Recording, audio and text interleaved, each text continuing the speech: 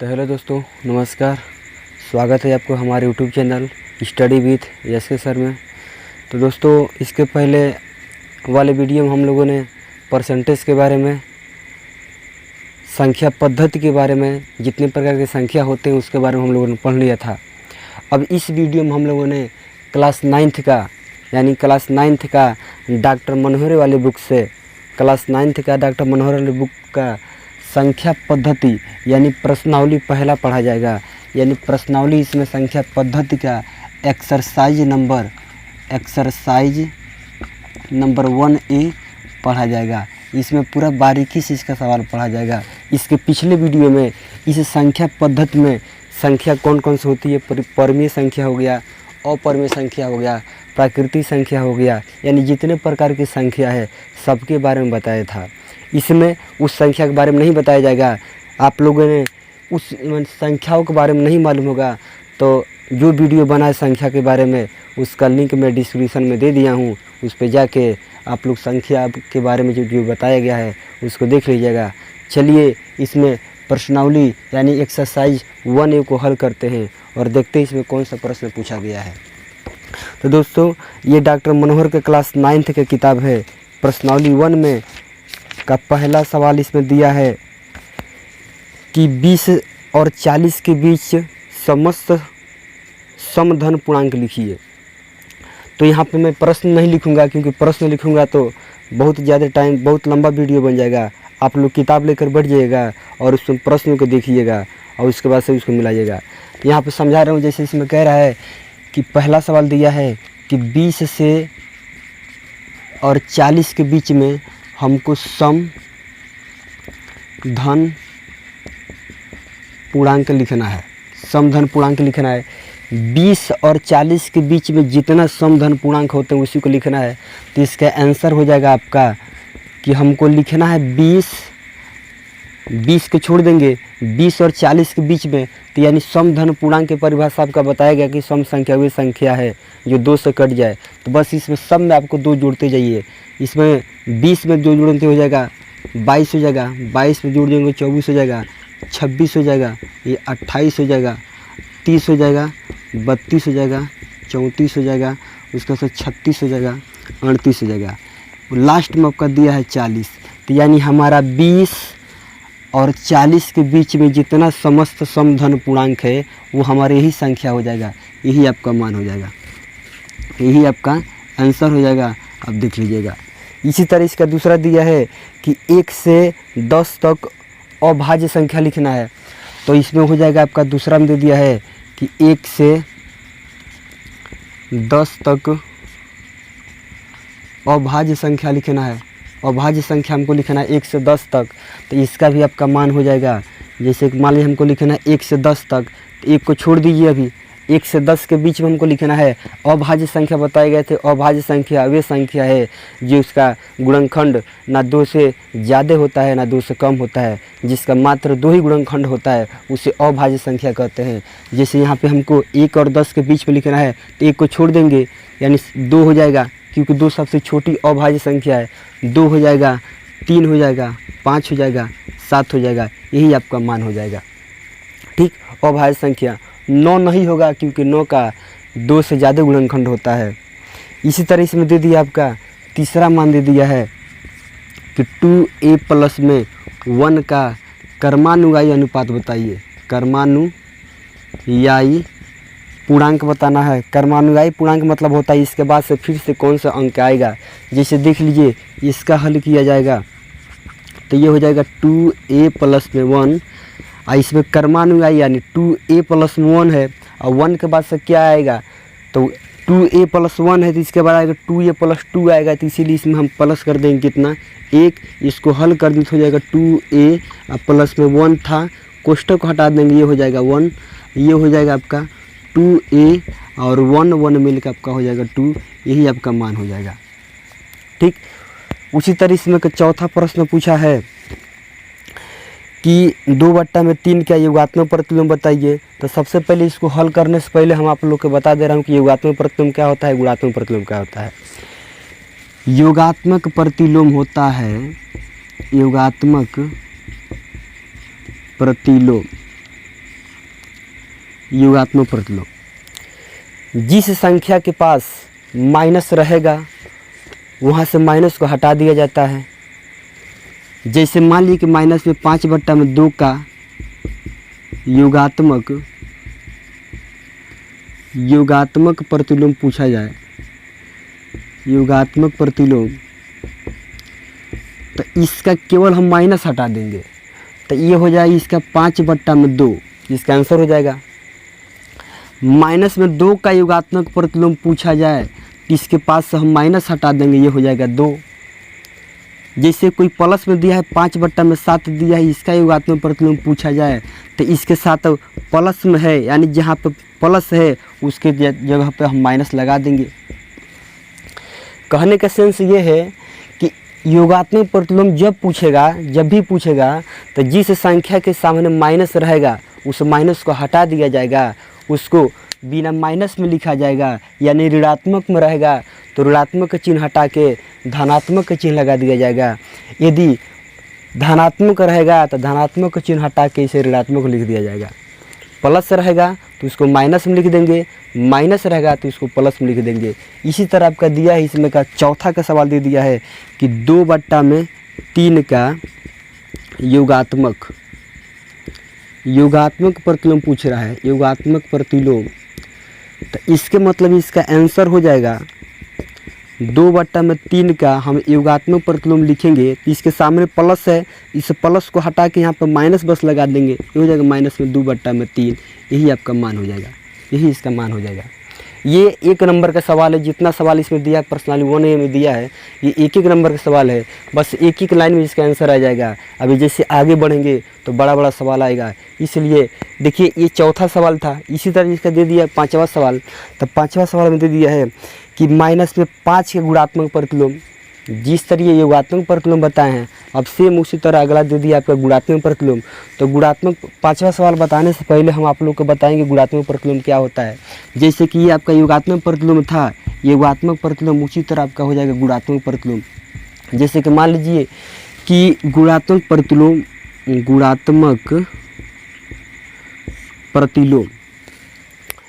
योगात्मक प्रतिलोम में हम लोग क्या किए थे कि जिसके सामने माइनस था तो माइनस को हटा दिए थे, प्लस लगाए थे। जहाँ प्लस था तो प्लस को हटा दिए थे, माइनस लगाए थे। अब गुणात्मक प्रतिलोम में इसमें अंश और हर का चेंज होगा। जैसे मान लीजिए कि आपका दे दीजिएगा 5/3 का गुणात्मक, 5/3 का गुणात्मक प्रतिलोम पूछा जाएगा तो इसमें आप लोग का मालूम होगा कि ऊपर वालों को अंश कहते हैं और नीचे वालों को हर कहते हैं। ऊपर वालों को अंश कहते हैं, नीचे वालों को हर कहते हैं। तो इसमें अंश और हर का चेंज होगा। जैसे पूछ लीजिएगा 5/3 के गुणात्मक प्रतिलोम क्या होगा, तो इस हर को ऊपर कर देंगे, इस अंश को नीचे कर देंगे। यानी इसके उल्टा हो जाएगा, चिन्ह में कोई परिवर्तन नहीं होगा, बस क्रम में परिवर्तन होगा। ये आपका 3 ऊपर चला जाएगा और 5 नीचे आ जाएगा, यही इसका मान हो जाएगा। जैसे माइनस में आपका 1/3 का गुणात्मक प्रतिलोम पूछ देगा तो इसके मतलब ये माइनस में 3 ऊपर चला जाएगा, यानी 3 ऊपर चला जाएगा, अब माइनस बीच में रहेगा, 1 नीचे आ जाएगा। किसी संख्या को मान लीजिए केवल आपका माइनस में 2 का गुणात्मक प्रतिलोम पूछ देगा, -2 का, तो ये सिंपल मान है। इसको समझ में आए तो ठीक है, नहीं तो समझ लीजिए इसके नीचे आप 1 मान लीजिए। जैसे किसी भी भिन्न के मान को जब हम हल करते हैं, मान लीजिए 2/7 को हल करेंगे तो हर को बराबर करने के नीचे 1 मान लिया जाता है। तो समझ लीजिए इसका हर तो 1 है, इसका हर 1 है। तो समझने के लिए मान लेंगे -2 का हर 1 है और ये 1 ऊपर चला जाएगा, यानी ऊपर चला गया है, नीचे आपका -2 रहेगा। ठीक, तो उसी तरह इसमें का 5वां सवाल दिया है। 5वां सवाल दिया है कि -5 का गुणात्मक प्रतिलोम, -5 के गुणात्मक प्रतिलोम पूछा गया है। तो इसको जब हल किया जाएगा तो यानी -5 है, इसके भी तो हर 1 होगा, और जब इसका हम गुणात्मक प्रतिलोम लिखेंगे तो 1 ऊपर चला जाएगा और -5 नीचे आ जाएगा, यही आपका मान हो जाएगा। ठीक, एक बार फिर समझ लीजिए, योगात्मक प्रतिलोम में माइनस प्लस का माइनस रहेगा तो वहाँ पे प्लस लगा देंगे, अब प्लस रहेगा तो माइनस लगा देंगे। गुणात्मक प्रतिलोम में केवल क्रम का परिवर्तन होगा, चिन्ह का परिवर्तन नहीं होगा। यदि पूछ देगा बट्टा में 7/3 का योगात्मक गुणात्मक प्रतिलोम, तो जो नीचे 3 है इसको ऊपर यानी अंश मान लेंगे, और जो अंश 7 है उसको हर मान लेंगे, नीचे कर देंगे, इसमें ही परिवर्तन होगा। इसी तरह इसका आपका दे दिया है, 6वां सवाल दिया है। तो दोस्तों 5वां में, इस 5वां में दिया था -5 के गुणात्मक प्रतिलोम लिखने के लिए, वो हो गया था। अब देखिए इसमें 6वां में कह रहा है, 6वां सवाल इसका दिया है कि P प्लस में Q तथा P माइनस में Q का योगात्मक प्रतिलोम पूछ रहा है। इसमें योगात्मक प्रतिलोम अभी बताए हैं, तो इसका योगात्मक प्रतिलोम जब निकाला जाएगा P प्लस Q, यानी इसको हल किया जाएगा, इसको यहाँ पर लिख दिया जाएगा कि P प्लस में Q का योगात्मक प्रतिलोम। तो इसके यहाँ पे प्लस का चिन्ह है, यानी धनात्मक है तो ऋणात्मक कर देंगे, ये हो जाएगा माइनस में P प्लस में Q।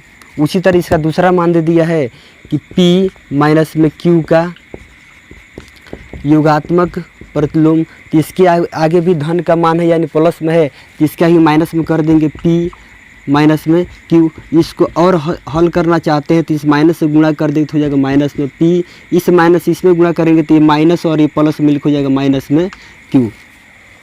इससे गुणा करें तो हो जाएगा माइनस में P से गुणा करें तो माइनस में P हो जाएगा, माइनस और माइनस मिलकर आपका प्लस हो जाएगा, गुणा कर देंगे तो ये Q हो जाएगा प्लस में। ठीक, ये 6वां सवाल था। 6वां में दिया था कि P प्लस में Q तथा P माइनस में Q का योगात्मक प्रतिलोम बताने के लिए इसका मान क्या किया है, P प्लस Q और P माइनस Q का मान यहाँ पे योगात्मक प्रतिलोम लिखने के लिए दोनों की जगह पर माइनस लगा दिया गया है। ठीक, इसी तरह इसका 7वां सवाल दिया है। 7वां सवाल में कह रहा है कि x के किस मान के लिए, 7 में कह रहा है कि x के किस मान के लिए 5 गुणे 3 गुणे 2 बराबर है 5 गुणे 3 गुणे x के। देखिए ये 7वां सवाल दे दिया है कि x के किस मान के लिए, x के किस मान के लिए, x के किस मान के लिए प्रश्नवाचक चिन्ह है, यानी इसको सवाल दे दिया है कि 5 गुणे कोष्टक में 3 गुणे 2 बराबर 5 गुणे 3 और गुणे आपका दे दिया x का मान बराबर होगा। ठीक है, 5 गुणे 3 गुणे 2 और 5 गुणे इतना दे दिया है। ठीक, इसको हल करेंगे। इसको हल करने के लिए सबसे पहले देखिए यहाँ पर देखेंगे दायां पक्ष और बायां पक्ष। पहले यहाँ दे दिया है 5 बराबर उधर भी पहले दे दिया है 5, दूसरा नंबर पे दे दिया 3, दूसरा नंबर पे दे दिया है 3, लास्ट में दिया है आपका 2 और लास्ट में दिया है x। तो उसी तरह हमको मालूम चला जाएगा कि x की जगह पर 2 भरा जाएगा, लेकिन इसको हल करके मान निकाला जाएगा। देखिए कैसे निकलेगा, जैसे इसको हल किया जाएगा तो हो जाएगा 5 हो जाएगा, इससे इसमें गुणा करेंगे तो 3 दूना आपका हो जाएगा 6 बराबर में 3 5 आपका हो जाएगा 15 गुणे x दिया है। इससे इसमें गुणा करेंगे तो 5 6 के 30 हो जाएगा बराबर 15 से x में गुणा करते हो जाएगा 15x। 15 गुणा में है, बराबर किधर आए तो भाग करेगा, बराबर किधर आए तो भाग करेगा तो ये हो जाएगा आपका x बराबर 30/15 और 15 दूना आपका हो जाएगा 30, यानी x का मान निकल जाए कितना 2। तो यहाँ पर लिखेंगे x बराबर 2 के मान के लिए यह कथन सत्य है, बस ही लिख दिया जाएगा। ठीक, ये छोटा छोटा सवाल दे दिया इसमें। फिर अगले दे दिया आपका 8वां दे दिया है। 8वां इसका सवाल दे दिया है कि पूर्णांकों में ऐसी कौन सी संख्या है जो स्वयं की योज्य प्रतिलोम रखती हो। कह रहा है कि इसमें कि पूर्णांकों में ऐसी कौन सी संख्या है जो स्वयं की योज्य प्रतिलोम रखती हो। देखिए पूर्णांक में, पूर्णांक की परिभाषा बताया गया था कि जिस संख्या को संख्या रेखा पर दर्शाया जा सकता है उसे पूर्णांक कहते हैं। तो यानी इसका उत्तर हो जाएगा 0, यानी 0 एक ऐसी संख्या है, यानी 0 एक ऐसी संख्या है जिसको हम प्लस में लिख सकते हैं, माइनस में लिख सकते हैं, गुणा में लिख सकते हैं और भाग में लिख सकते हैं, किसी भी रूप में लिख सकते हैं, इसके मान में कोई परिवर्तन नहीं होगा। यानी 0 एक ऐसी संख्या है जिसको हम चारों फॉर्म में, यानी 0 के आप माइनस में लिखिए, चाहे प्लस में लिखिए, चाहे गुणा में लिखिए, चाहे भाग में लिखिए, किसी भी रूप में लिख सकते हैं, ये रहेगा 0, इसके मान में कोई परिवर्तन नहीं होगा। ठीक, 8वां का बस एक ही मान उत्तर हो जाएगा, केवल 0। ठीक, उसी तरह आपका इसमें एक 9वां सवाल दे दिया है। 9वां सवाल में दे रहा है कि यदि a एक समधन पूर्णांक है, कह रहा है कि a ए एक सम धन पूर्णांक है, धन पूर्णांक यानी सम पूर्णांक है, तो ए बराबर ए एक सम धन पूर्णांक है। उसके बाद इसमें कह रहा है तो बताइए कि, तो इसमें कह रहा है बताइए कि ए माइनस में 1 और ए प्लस में 1 सम है अथवा विषम। तो सामान्य यहाँ पर मानने के लिए पहले दे दिया है कि ए सम संख्या है, तो सम संख्या को बताया गया था जो 2 से कट जाए सम संख्या है। तो इसमें सम संख्या मान लीजिए कि 2, 4, 6, 8, यानी कि कोई भी इसमें से एक संख्या इसमें पुट कर दी एक जगह पर। यदि मान लीजिए कि हम ए बराबर 2 रखते हैं, ए बराबर 2 रखने पर, ए बराबर 2 रखेंगे तो इसमें जहाँ जहाँ आपका ए दिया है वहाँ पर 2 रखा जाएगा। कोई ज़रूरी नहीं कि आप 2 ही रखिए, कोई भी सम संख्या यहाँ पर आप रख सकते हैं, क्योंकि प्रश्न में कहा गया है कि ए एक सम संख्या है, यानी एक समधन पूर्णांक है। यदि एक मान हम 2 रखते हैं तो ये आपका हो जाएगा, एक मान 2 है तो 2 हो जाएगा, माइनस में ये हो जाएगा 1, दूसरे कोष्टक में एक मान दे दिया है 2 और प्लस में ये आपका क्या हो जाएगा 1। ये 2 में से 1 घटेगा तो आपका 1 हो जाएगा, गुणा यानी इसका मतलब गुणा का चिन्ह हो जाएगा, और 2 और 1 आपका हो जाएगा 3, और इसमें गुणा करेंगे 3 के ना आपका क्या हो जाएगा 3। प्रश्न कह रहा है कि यदि ए एक समधन पूर्णांक है तो बताइए कि ए माइनस में 1 और ए प्लस में 1 सम संख्या है कि विषम संख्या है। तो जो हमारा मान निकला ये कौन सी संख्या है, विषम संख्या है। तो लिख देंगे यहाँ पर क्या आपका विषम संख्या है। इसमें 10वां सवाल दिया है कि संख्या रेखा पर 5 और 7 का योग ज्ञात कीजिए। इसका 10वां दे दिया है कि संख्या रेखा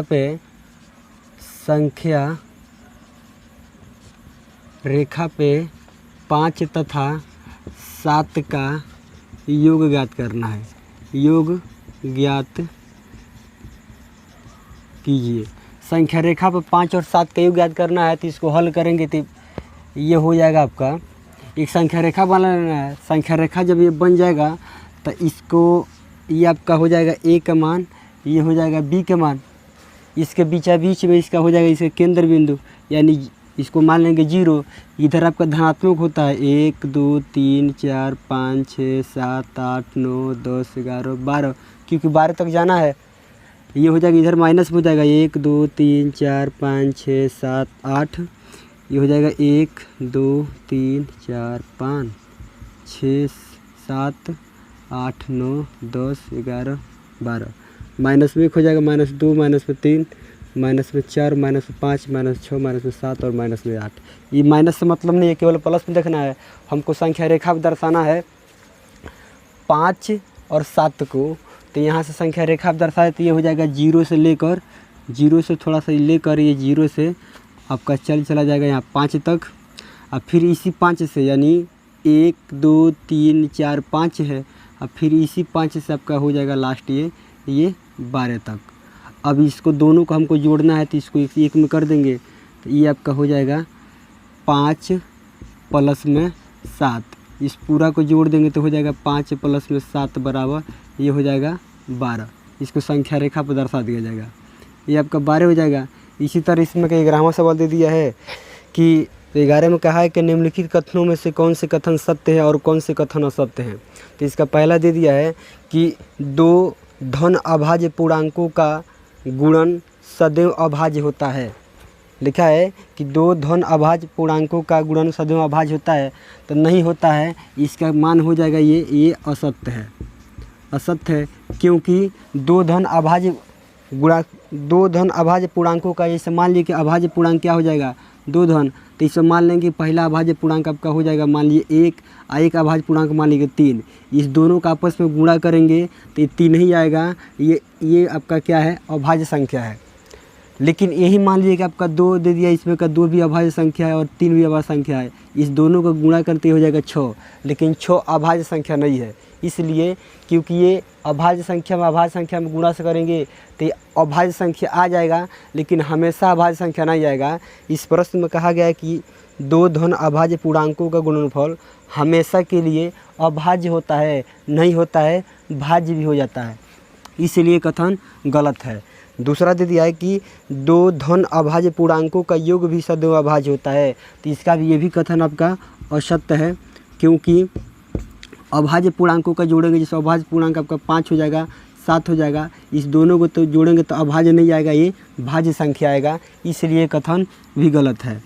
अगला दे दिया इसमें तीसरा में, यदि a और b कोई दो ऋण पूर्णांक है, तो मान लीजिए कि a ऋण पूर्णांक है तो ये बराबर -1 मान लीजिए, और b भी ऋण पूर्णांक है तो इसे -2 मान लीजिए। इस दोनों को हम जोड़ेंगे तो -1 को हम जोड़ देंगे -2 को, तो ये हो जाएगा -1 और कोष्ठक हटे तो -2 हो जाएगा।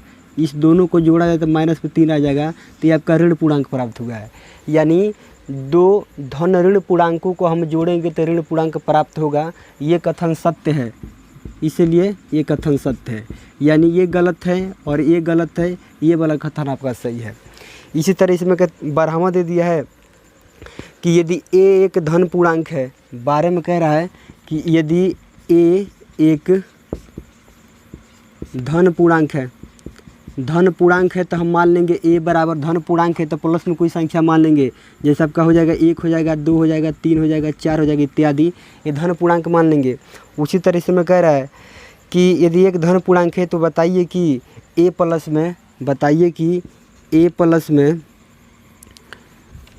a ब्रैकेट में a प्लस में 1 और दूसरा दे दिया है आपका a प्लस में 2 और a प्लस में 3, क्या होगा। यदि हम जहाँ जहाँ a है वहाँ पर यदि 1 रख दें तो यहाँ पर रख देंगे a बराबर 1 रखने पर, तो इसमें जहाँ जहाँ है वहाँ पर क्या रख देंगे 1 रखने पर, तो यहाँ पर ये है तो ये क्या हो जाएगा आपका 1 हो जाएगा। इसको हल करने पर 1 हो जाएगा, इसका मान भी हम रखेंगे 1 तो हो जाएगा 1 प्लस में 1 हो जाएगा, फिर 1 का मान हम रखेंगे 1 तो 1 प्लस में 2 हो जाएगा, 1 का मान फिर रखेंगे 1 तो 1 प्लस में 3 हो जाएगा।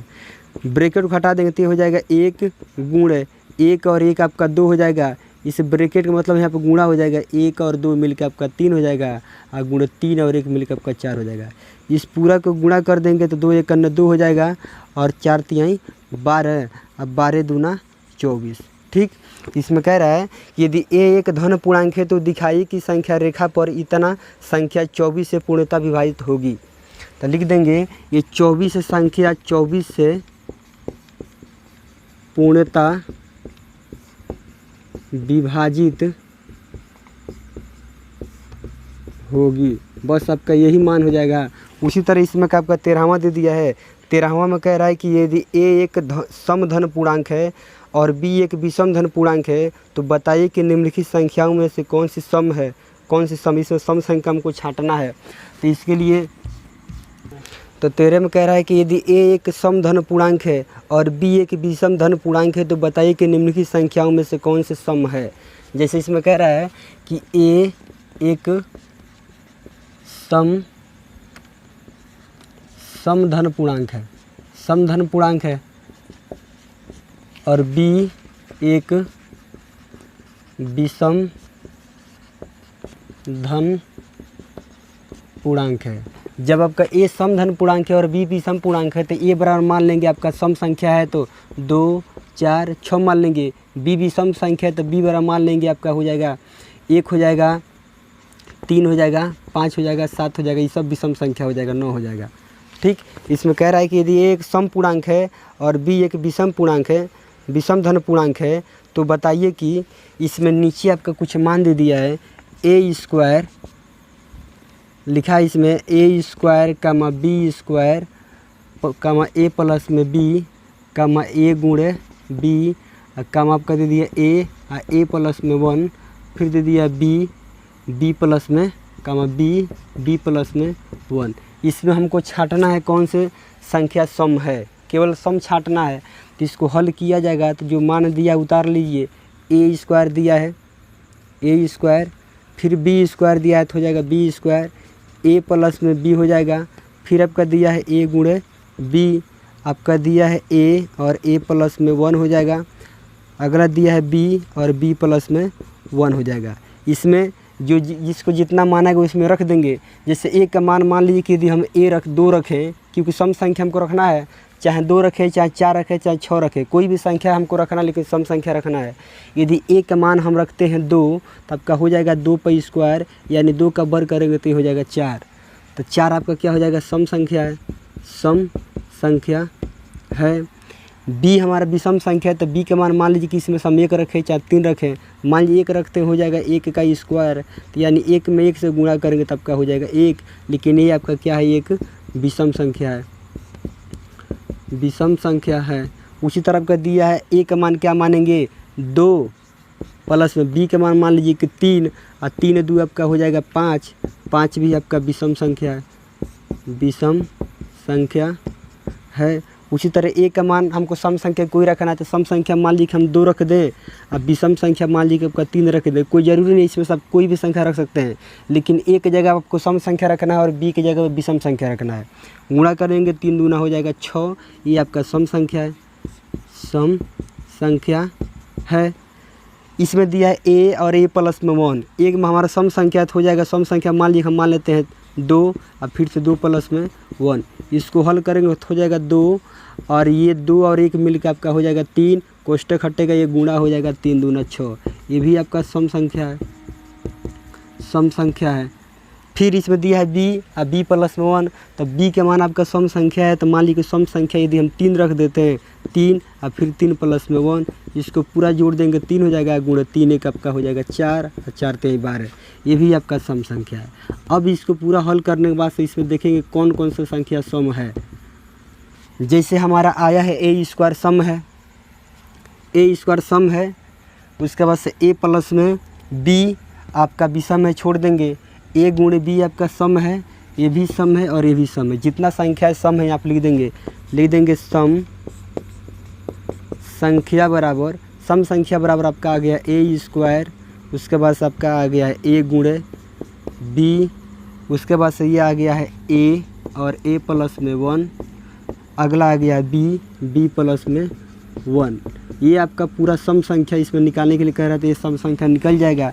उसी तरह इस पूर्णांकों की किन गुणधर्मों के अंतर्गत निम्नलिखित कथन सत्य है, तो इसमें का पहला दे दिया आपका 3 और गुणे 8 प्लस में 7, इसी 3 से इसमें गुणा कर देंगे तो हो जाएगा 3 गुणे 8 हो जाएगा, इसी 3 से 7 में गुणा कर दिया है यानी 3 गुणे 7, इसको हल कर देना है, हल करके बताना है कि किस गुणधर्म के आधार पे ये कथन सत्य है।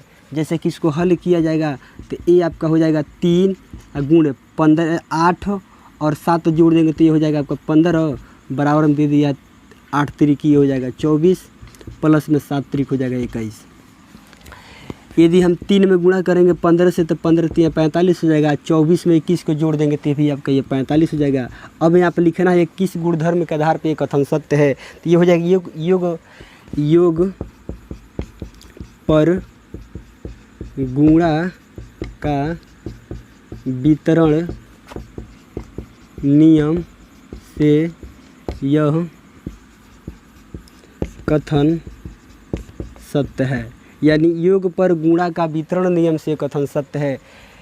इसी तरह इसमें का दूसरा आपका दे दिया है बी वाला मान दे दिया है, बी में कह रहा है कि 3 प्लस में 5, 3 प्लस में 5 प्लस में 9 बराबर दे दिया है 3 प्लस में 5, उसके पास दे दिया है बाहर में 9 दे दिया है। इसको हल करना बताना किस कथन के आधार पर ये कथन सत्य है।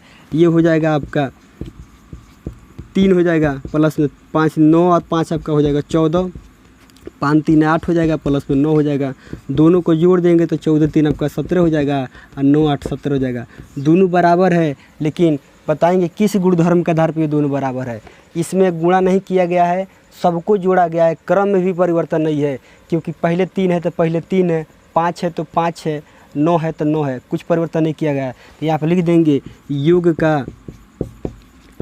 योग का सहचार नियम से यह कथन सत्य है। उसी तरह इसमें का आपका दे दिया, तीसरा दे दिया सी वाला मान दे दिया है।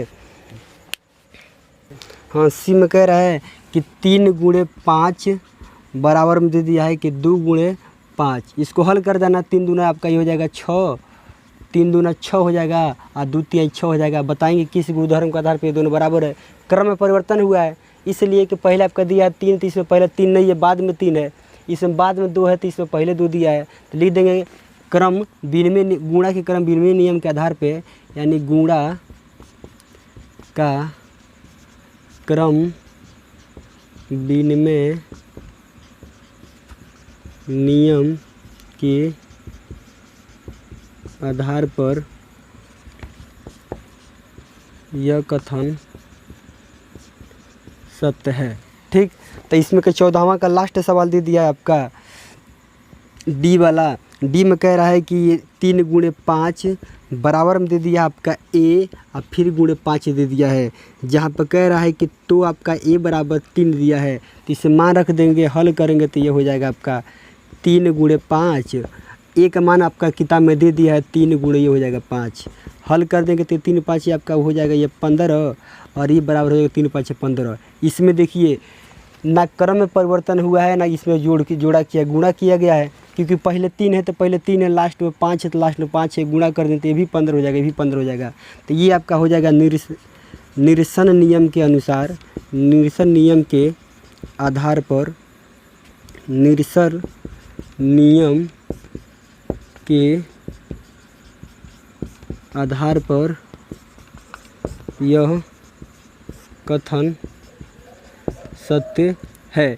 यदि इस नियम के बारे में, इस नियम के संबंधित कोई भी प्रश्न देखना है तो डिस्क्रिप्शन में इसका लिंक दे दिया गया है। इस सभी संख्याओं के बारे में एग्जाम्पल बताया गया है, उसका लिंक दे दिया गया है, उस पर जाकर आप देख के इसके और आसान से आसान भाषा में समझ सकते हैं। इसका लास्ट सवाल दे दिया है, प्रश्नावली 1A का लास्ट सवाल दिया है 15वां। 15 में कह रहा है कि संख्या रेखा पर माइनस में 5, माइनस में 2, 0, 1, 2, 5 को दर्शाइए। इसको संख्या रेखा पर दर्शाना है तो एक संख्या रेखा बना दिया जाएगा। संख्या रेखा ये हो जाएगा आपका ए हो जाएगा, बीच बी हो जाएगा, बीच में 0 हो जाएगा, 1 2 3 4 5, 1 2 3 4 5, ये हो जाएगा 1 2 3 4, ये 5 हो जाएगा, माइनस में 1 हो जाएगा, माइनस में 2, माइनस में 3, माइनस में 4, माइनस में 5। इसमें देखेंगे पूरा में पहले हमको माइनस में 5 दर्शाना है, तो माइनस 5 यहाँ पे है तो माइनस 5 को थोड़ा हाईलाइट कर देंगे, माइनस 5 को हाईलाइट कर देंगे। उसके से माइनस में 2 को दर्शाना है तो माइनस 2 यहाँ पर है तो माइनस 2 को हाईलाइट कर देंगे। 0 तो 0 पर ही रहेगा, 1 को दर्शाना तो 1 को हाईलाइट कर देंगे, 2 को दर्शाना तो 2 को हाईलाइट कर देंगे, 5 को दर्शाना तो 5 को हाईलाइट कर देंगे। इसमें ये हो जाएगा आपका माइनस से 5, ये हो जाएगा माइनस में 2, ये हो जाएगा आपका 1, ये हो जाएगा आपका 2 और ये हो जाएगा आपका 5। बस इसी को संख्या रेखा दर्शाना है। ठीक, तो बस ये चैप्टर समाप्त हो गया। फिर मिलते हैं अगले वीडियो में और उसमें प्रश्नावली 1B के बारे में बताया जाएगा। 1B प्रश्नावली एकदम छोटा ही है, फिर अगले वीडियो इसको बनाया जाएगा। धन्यवाद, फिर मिलते हैं अगले वीडियो में।